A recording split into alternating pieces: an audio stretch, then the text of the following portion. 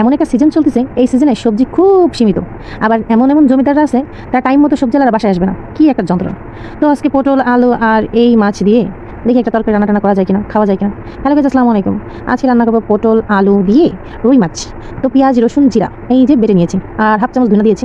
একটা ফোড়ন তো মাশাআল্লাহ করতেই হবে, এর মধ্যে কোনো ভুল নাই। জিরা আর এই পেঁয়াজ, এই পেঁয়াজটাকে সুন্দর করে ব্রাউন কালার ভেজে, আর হালকা একটু রসুন দিয়েছি, 1-2 কোয়ার মতো রসুন দিয়েছি। বাস ওটা উঠাই নিলাম, পেঁয়াজ রসুন যেটাকে আমরা ফোড়ন বলি। এখন এই ফালি ফালি মাছ, রুই মাছ, এত বড় পিস দেখে মাছে এমন কাটা কাটছে, আল্লাহ মাবুদ। যাই হোক, যে যত পিস পারে খাবে আর কি। তো এটাকে সুন্দর করে ভেজে নিলাম। আর ওই যে মশলাটা বেটেছিলাম, সেটা আর একটু হলুদের পানি ছিল, হলুদ কম কম মনে হচ্ছে, আর একটু হলুদ দিলাম। আর হচ্ছে এর মধ্যে দিতে হবে মাশাআল্লাহ লবণ, এটাই তো ভুলে যাই শুধু।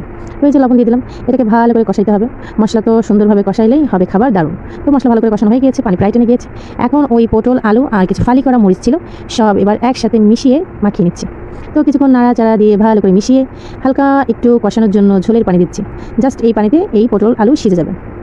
তো কিছুক্ষণ পর নেড়েচেড়ে দিয়েছি, তারপরে ফাইনালি আমার পানি টেনে গিয়েছে, আর পটল আলুটাও প্রায় হয়ে গিয়েছে মানে অর্ধেকের 3 ভাগের 2 ভাগ হয়ে গেছে।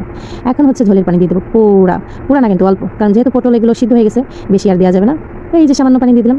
আর হচ্ছে গিয়া ফোড়ন কোথায়, ফোড়ন মনে পড়েছে, ওই যে জিরা আর পেঁয়াজ ভেজেছিলাম, সেটাকে বেটে এখন এর সাথে ভালো করে মিশিয়ে দেবো। দেন এবার সেন্ট বার বের হবে, বাট আর একটু জাল হলে আর কি। তারপর হচ্ছে মাছ কোথায় রেখেছি, মাছ তো খুঁজেই পাচ্ছি না। তারপর পেলাম এই যে মাছগুলো উপরে সাজিয়ে, বাস কিছুক্ষণ ঢাকা দিয়ে কয়েক মিনিট জাল করার পর বাস এটা কি সুন্দর একটা সেই স্বাদের খাবার হয়ে গেছে। তো যাই হোক, আমার রান্না তো প্রায় কমপ্লিট। আমি করে ফেললাম পটল আলু রুই মাছের তরকারি। আপনারা কে কীরকম করে রান্না করে খান অবশ্যই কমেন্টে জানাবেন।